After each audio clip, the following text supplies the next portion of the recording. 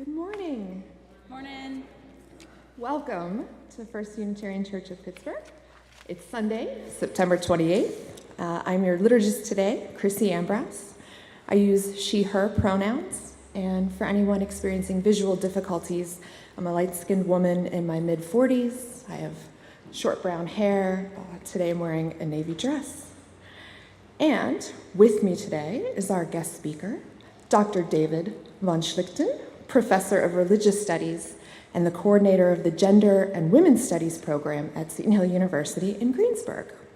He holds a Doctor of Ministry, a Ph.D. in English Literature and Criticism, and an MFA in Popular Fiction Writing.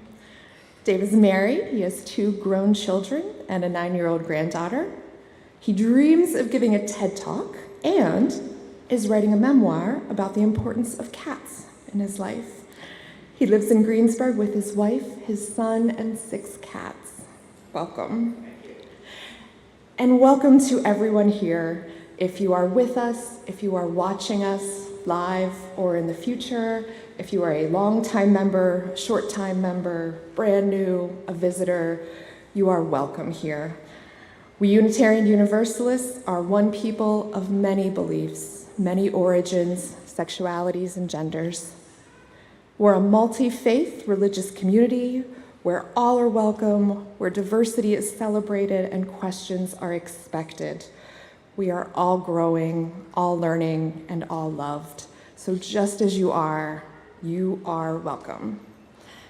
As part of that welcome, if this is your first time with us, we would love to be in touch with you. If you are here, please visit our welcome desk in the atrium, through those doors, down the steps. I promise you will find a smiling face there. If you are online, please Google First Unitarian of Pittsburgh. You can visit our website, sign up for our newsletter, everything you need.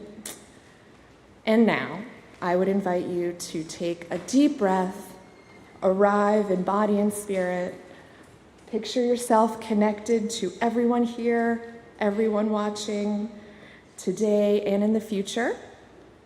And we'll turn to our chalice and our chalice lighting, the symbol of our Unitarian Universalist faith. If you have a chalice at home, we invite you to light it now. And we'll light the chalice this morning with the words of Tracy Bleakney. A child journeys far from home, fearful and brave, in need of safe harbor. Guided by this chalice, may we seek to understand the causes of flight. Like the comfort of a candle flickering in the window of darkness, let us welcome this child into our home with warmth, nourishment, and love. Would we not want the same for our child, lost and alone in a strange land? May this flame burn bright in your heart and mind as we worship together. And with that, I would invite you to rise in body or spirit and join us in our opening hymn. It is number 126 in the gray hymnal, Come Thou Font of Every Blessing. Nope. No, it's not. Good catch. 134, Our World is One World.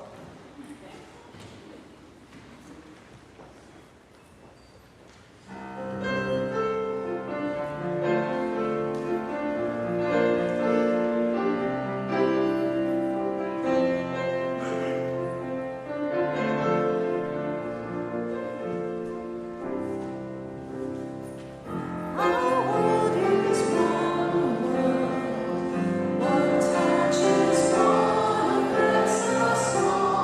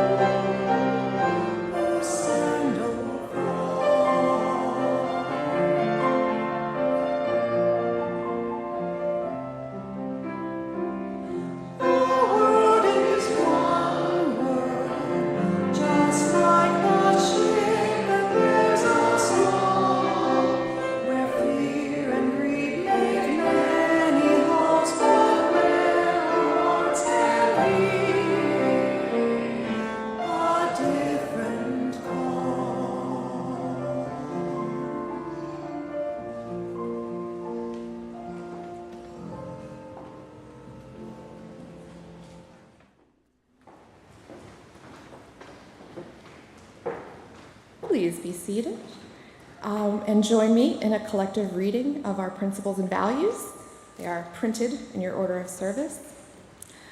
Love is the power that holds us together and is at the center of our shared values. We covenant to practice interdependence. We honor the interdependent web of all existence. To practice pluralism, we celebrate that we are all sacred beings, diverse in culture, experience, and theology. To practice justice, we work to be a diverse, multicultural, beloved communities where all thrive. To practice transformation, we adapt to the changing world. To practice generosity, we cultivate a spirit of gratitude and hope. To practice equity, we declare that every person is inherently worthy and has the right to flourish with dignity, love, and compassion. We are accountable to one another for doing the work of living our shared values through the spiritual discipline of love.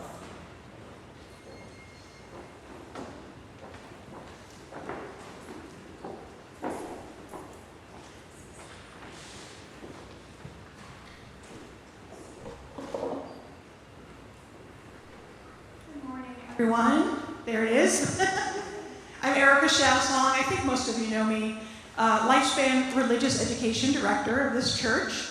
I am wearing a blue shirt and black pants. I have brown skin, short cropped hair, and I'm wearing a headband. And I laughed maniacally when I got here at 8:30 and then beat the race barriers. Yeah!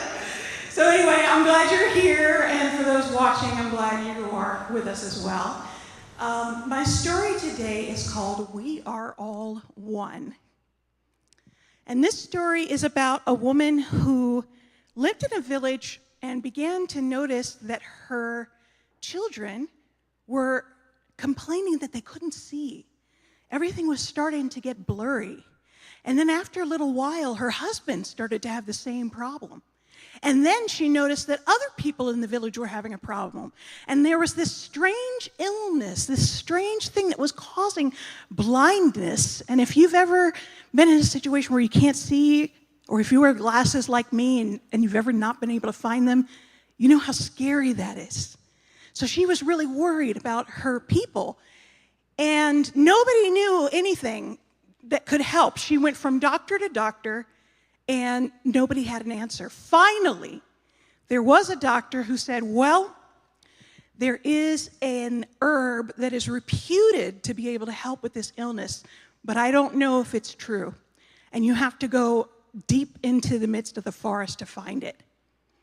So with that information, and that being all she could do, and wanting to stop her children and her husband and her village from going blind, she decided to set out and actually look for this mysterious herb, even though she had no idea where it was.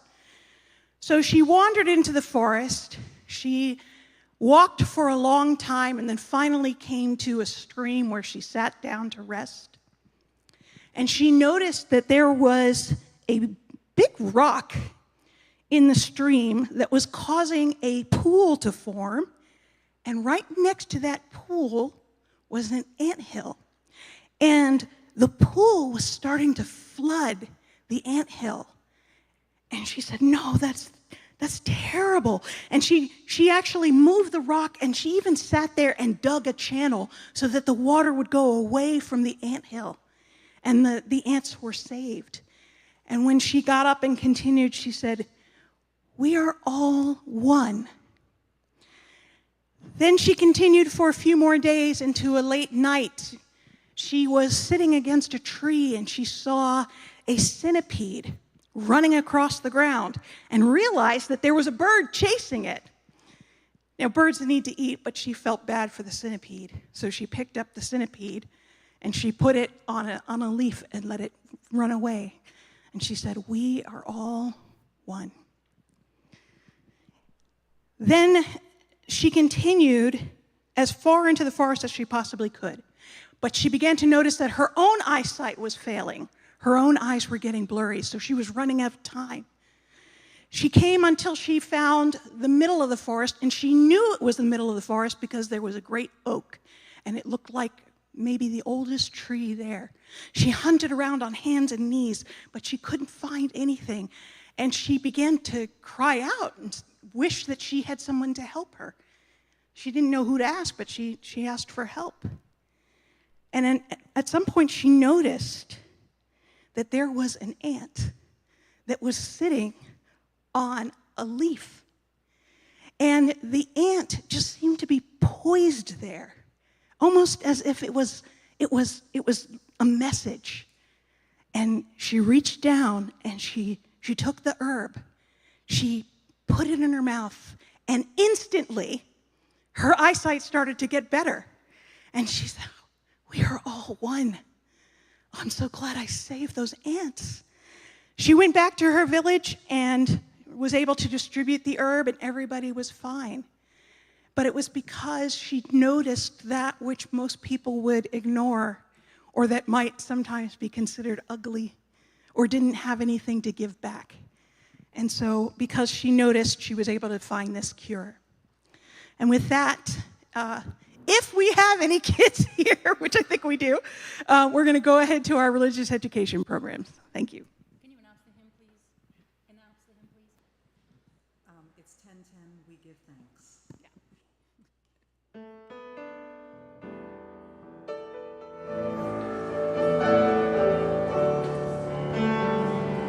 Oh, we give thanks for this precious day, for all gathered here, far away, for this time we share with love and care. Oh, we give thanks for this precious day.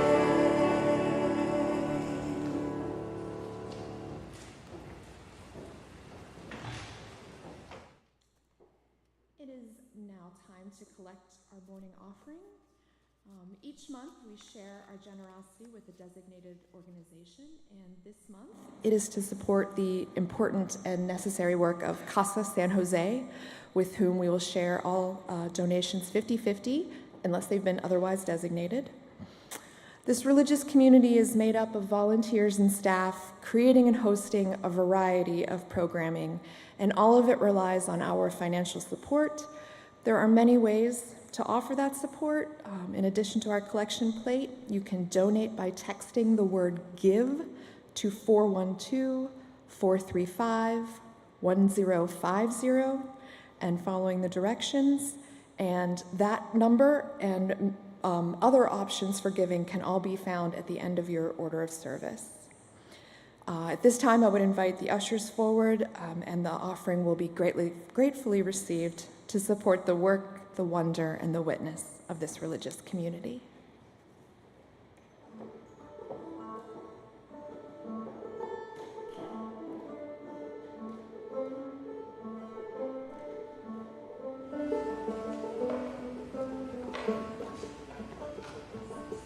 Seabirds fly the salty wind, east to south, north to west. See us go as they go across the borderline. Seabirds fly the salty wind, east to south, north to west. See us go as they go across the borderline. Fear hangs heavy on the water, glinting sharply with the pale moonlight. Mothers, hold on tightly to your children. Waves are breaking violently tonight. Seabirds fly the salty wind, see them go as we go across the borderline.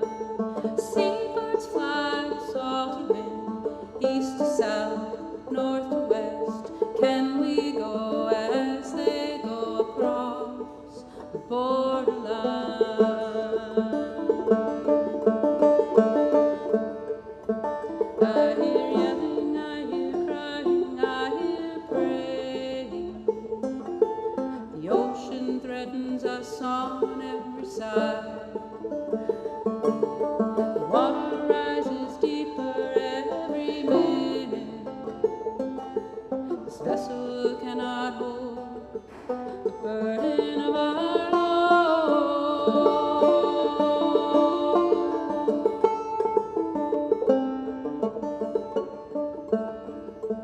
One by one, the children all grow silent.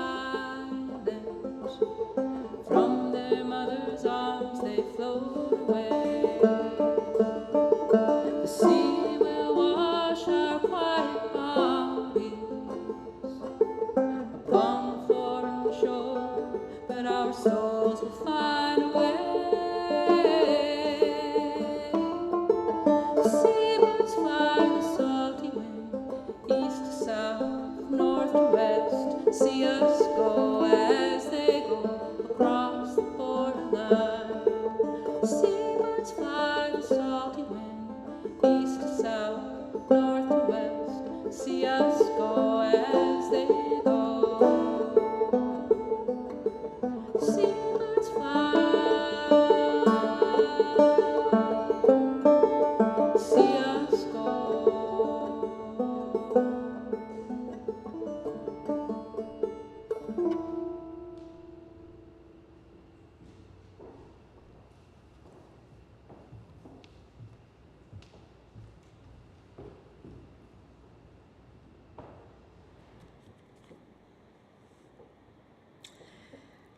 I have some joys to share this morning. We offer celebration to Greg Andrews on the occasion of his 67th birthday. And also we want to wish a very good and sweet new year to our Jewish siblings who celebrated Rosh Hashanah last week. And we also hold each other in our joys and our sorrows. And may anyone suffering or mourning find peace. May those who hunger or thirst be quenched with nourishment and sated with the elixir of life. May those who have experienced violence find care and comfort and the healing that comes with time. And may all of us find the loving kindness that is ours to share. May we open our hearts and minds to encircle with love and care all in our community and beyond. So may it be. Amen. Namaste, and blessed be. I invite you now into a few moments of silence, personal meditation, or prayer.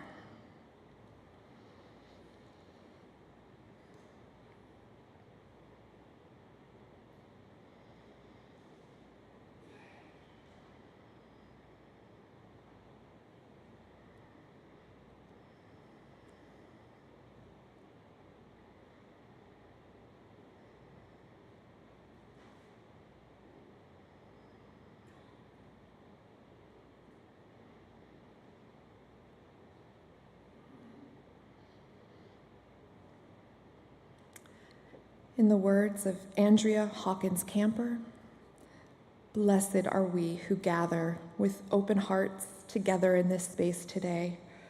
Blessed are we, the chalice lighters of resistance, justice, love, and faith.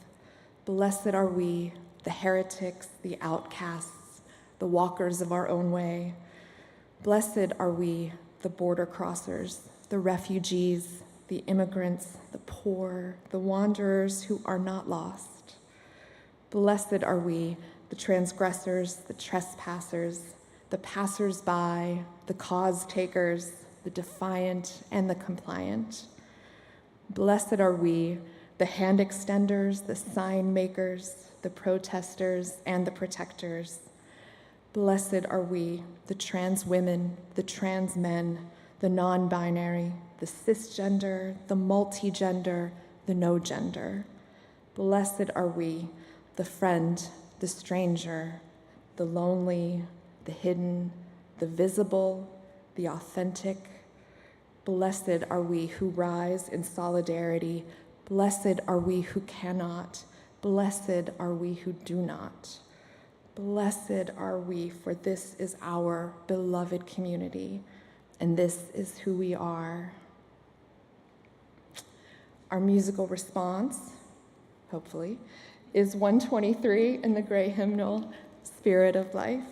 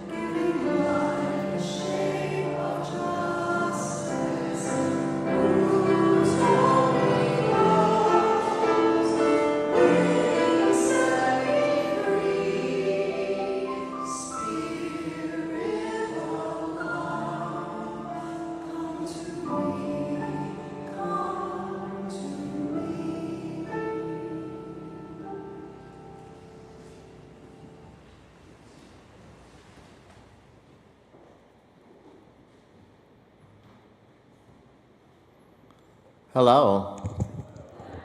It is wonderful to be with you all. My name is David von Schlichten, and my pronouns are he, him. I am medium height, medium build, 56 years old, fair skin with a little bit of tan, and I have a short, brown, rapidly graying hair, and a mustache and glasses. I'm wearing a blue shirt, blue pants, black shoes, and a tie inspired by Van Gogh's painting, A Starry Night. It is an honor to be with you all. I'm very excited. And if I screw anything up, just let me know, and I will do better if you ask me back.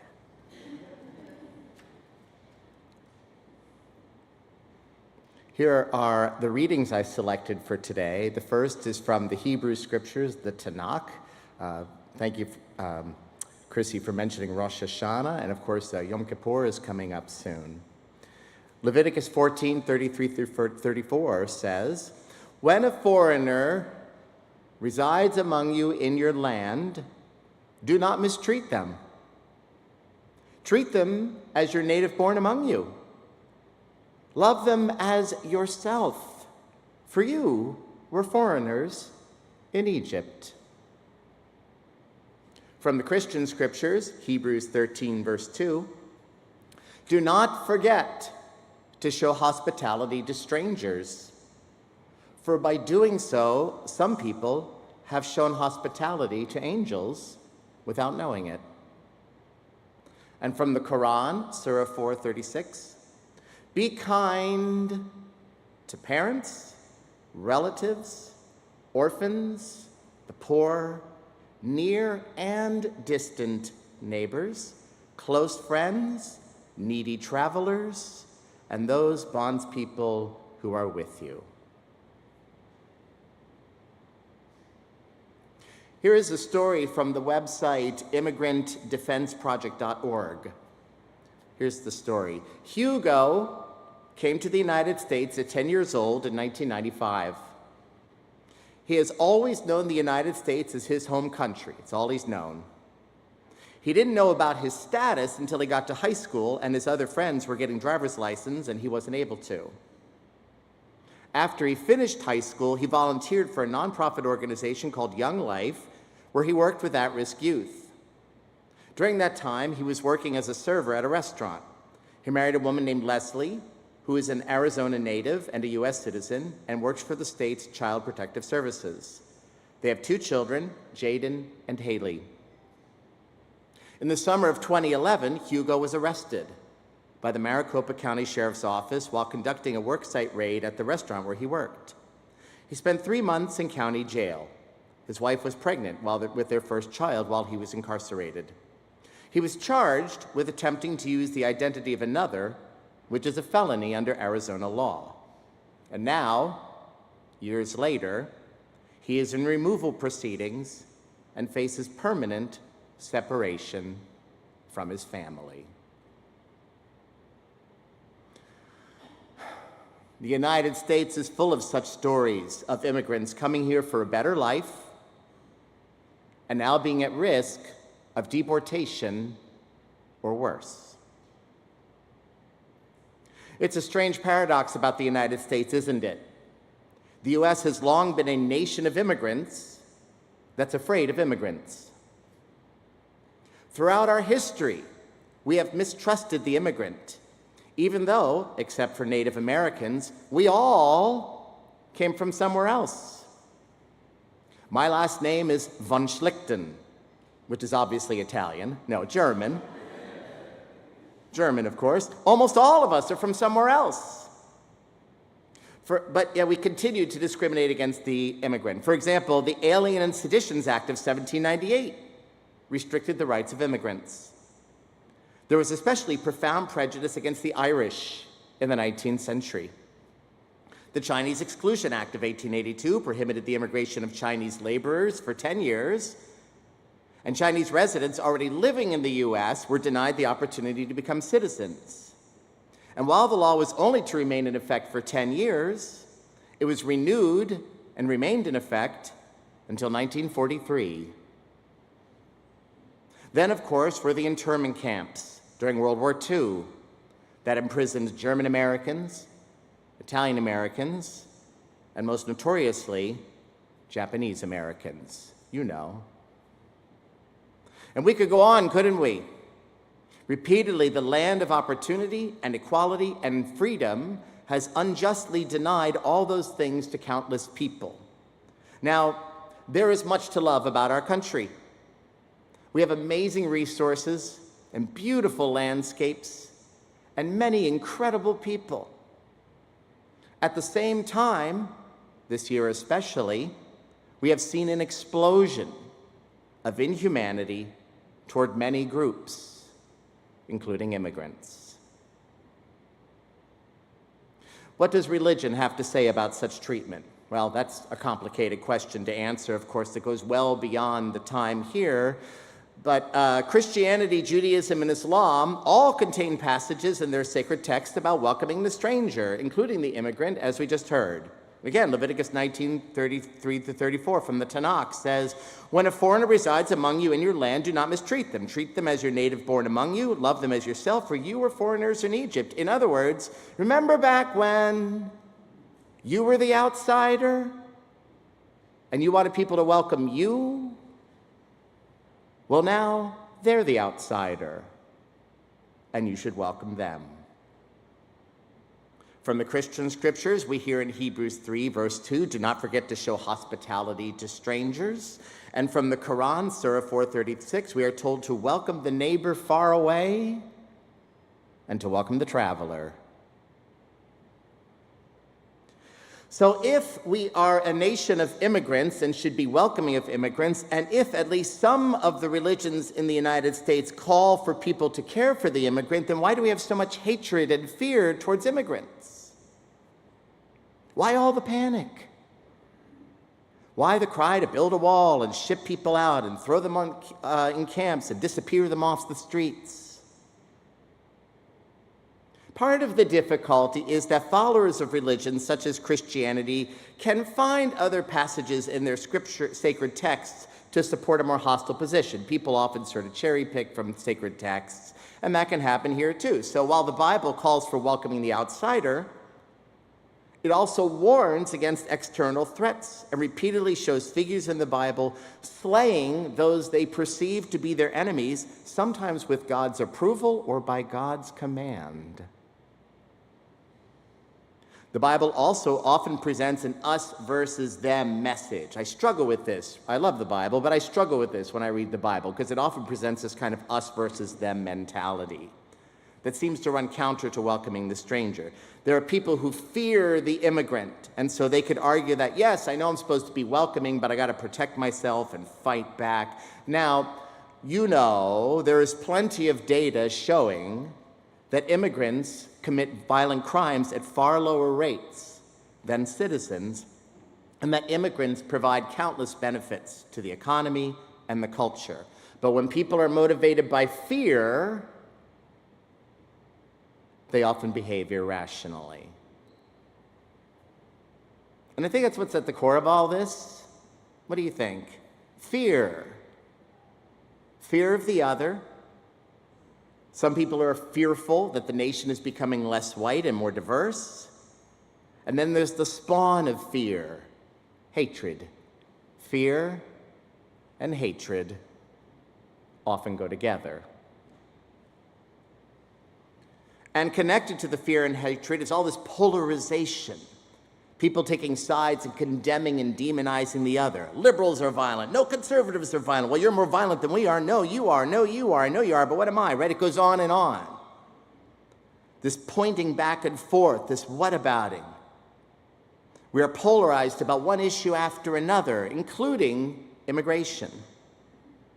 And there's a lack of reasonable discourse as a result. There's just a whole lot of blaming and yelling and threatening, othering each other instead of un-othering one another.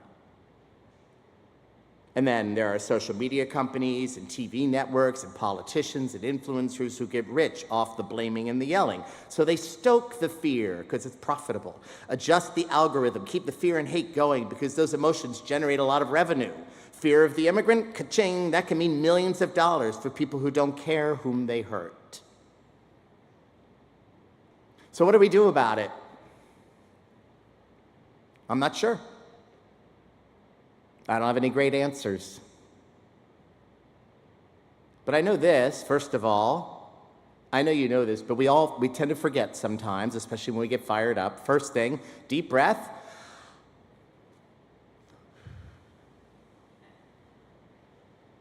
I have a 9-year-old granddaughter I mentioned. Her name is Emily. She calls me Opa. And I'll be like even a little bit worked up about something, and she'll say, Opa, deep breath. Okay, Em. Deep breath.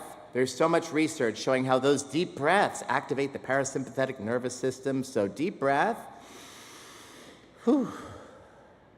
Okay, now, is illegal immigration a challenge for the United States? Yes. Most of us agree that there's some things that could be improved upon that whole system. But is the solution to demonize immigrants and insult them and threaten them and deport them and imprison them? Absolutely not. That's not the solution. I don't know what the full solution is, but I know that's not it. The hatred and fear are not the answer. I also know that solutions are difficult. These are complicated problems. For instance, one could argue that if a person wants to become a citizen, well, they just need to go through the process. I have a colleague at Seton Hill who did that. It took her and her husband about 10 years and $16,000 to be naturalized. The solutions are often difficult, and for some, impossible. My colleague can afford $16,000 over 10 years, but many people cannot. I do know that part of the solution is not allowing ourselves to be dragged down into the absurd, dysfunctional name-calling and scapegoating and hate like we see on social media. One person posts, then we get mad and post something in return. I'm not saying people shouldn't post. There can be value in posting, but we just need to be careful because we get enraged very quickly, and then there's this violent escalation. Social media is often not a constructive forum for any reasonable debate. In fact, I just deactivated my Facebook account 2 weeks ago. I need a break. I'm stepping away. I'll be back when the cat memoir comes out because I can use that to promote it. But meanwhile, I'm stepping away. Remember, just because someone throws you a ball doesn't mean you have to catch it. You can say, I'm not going to be part of the yelling and the hate and the nastiness. Someone wants to get the last word in on social media, let them. Post, I'm going to let you have the last word, and then be done. Say nothing. Don't even look at their response. Refuse to engage in the hatred and the fear and the polarization, at least online, where it almost never does any good. I'm not saying don't post. I'm saying don't give in to the hate. We're yelling at each other, but nobody's listening because when the yelling begins, the listening stops. And I'm guessing that all the yelling doesn't help the immigrant very much. How do we welcome the immigrant? Support agencies that support immigrants, including you all, the Unitarian Universalist Association. I am not UU. I was raised Lutheran. I was a Lutheran pastor for 17 years. I'm not quite sure what I am now, but but I really consider myself sort of an ally of the UU, and I've been going to UU churches for years now, and I'm just regularly impressed by you all and how generous and caring and thoughtful and welcoming you are for people like immigrants. So supporting organizations, supporting what the UU does, voting for politicians who support immigrants. I know it's easy to get cynical about politicians, and with good reason, but there are those who truly do care about immigrants. Regarding immigrants directly, we talk with them, spend time with them, invite them to join us for a meal. There is nothing like a meal to break down differences. Or send them a text, help them with day-to-day activities, like getting to the store or whatever, filling out paperwork, avoiding the sound and fury we often find on social media, and focus on building relationships with immigrants in any way we can. And again, you all are pretty good about that already. The UU welcomes the immigrant. You know, the UU, I think, is a well-kept secret in the United States. I'm always telling my students about y'all. I wish more people knew how compassionate you all are. Maybe one thing that we can do that can help to welcome the immigrant is, again, to ignore all the hateful, fearful online cacophony and take time to listen to immigrants, hear their stories, hear their concerns. A couple weeks ago, I spoke at East Suburban in Murraysville, and there's a member there who emigrated from Argentina 40 years ago. And one time she shared her story with us about coming to the United States and discovering photography and getting to photograph people like various presidents, including Joe Biden and I think Barack Obama.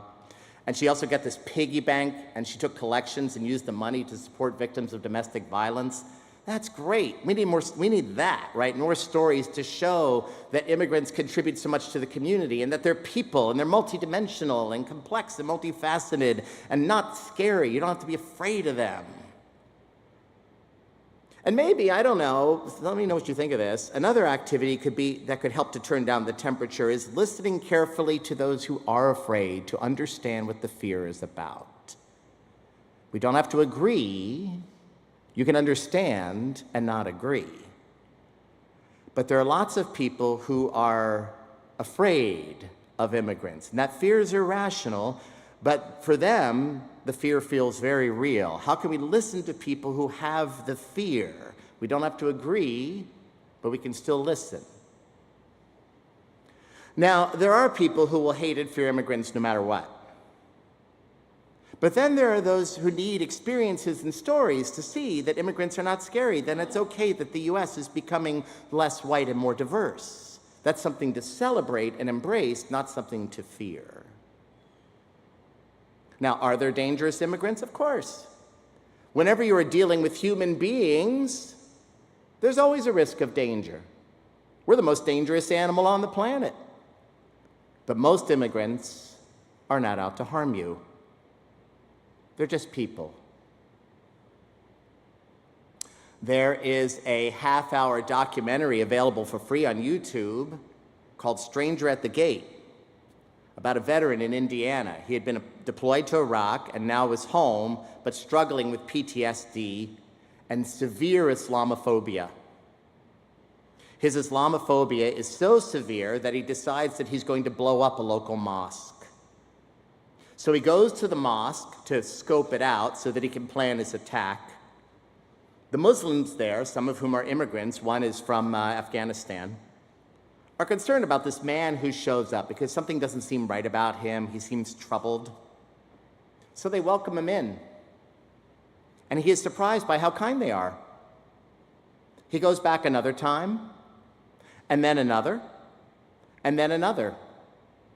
He becomes friends with the immigrant Muslims at the mosque. And not only does he abandon his plan to blow up the mosque, but he actually ends up converting to Islam. My point in sharing that story is to illustrate how building connections, helping people who fear immigrants to get to know immigrants can reduce the violence, right? You know this about us human beings. When we get together and connect and look each other in the eye and share food and hear each other's stories, then the other group, whether it be immigrants or people of a different skin color or members of the LGBTQ community or whatever the other group is, we see that they are people. And then they become less scary. Will that work for everybody? Will that fix everything overnight? No, that won't work for everybody. Some people, you can't talk to them no matter what. But at least some of the time, that does work.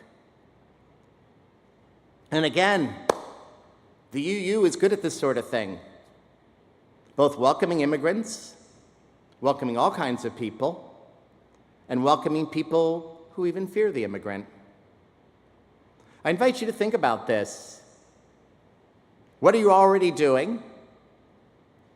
And what more could you do? I invite you to ponder those questions. And as you ponder them, I want you to know this. Sometimes I get really scared and depressed about the trajectory of our nation. A couple weeks ago, I was sitting in my office, crying, thinking about the state of our nation. And it's easy for me to get pessimistic about it. But then I come and spend time with people like you. This has been UU month for me, so last week I was at Ligonier Valley, the week before I was at East Suburban, so I've been spending a lot of time with Unitarian Universalists, and you people give me hope. In this violent, scary time where I sometimes feel like I'm all alone, people like you are soothing for my soul.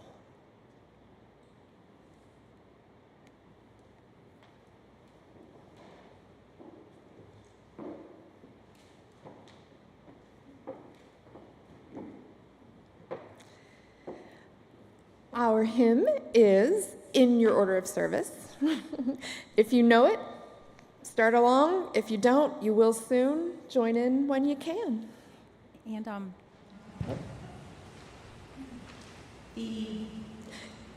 Waiting for the title. Draw the circle. No, I'm just waiting for the mic. So, if it's easier for you to sing while you're looking at the screen, we have a slide up there with the lyrics. And please join as you're able.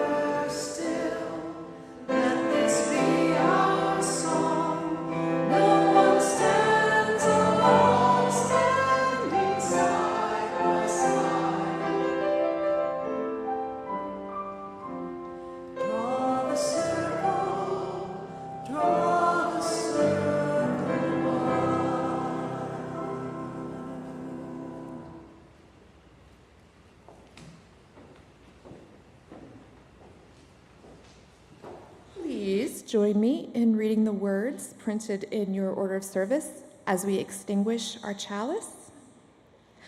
We extinguish this flame, but not the light of truth, the warmth of community, or the fire of commitment. These we carry in our hearts until we are together again. Please be seated. Before we go forth, I just want to extend thanks again to Dr. von Schlichten for sharing his morning with us. Thank you very much. And to Yulia and Ellen for the beautiful music.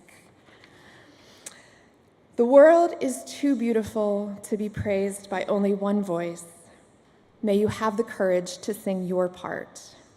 The world is too broken to be healed by only one set of hands. So may you have the courage to use your gifts, and may you go in peace.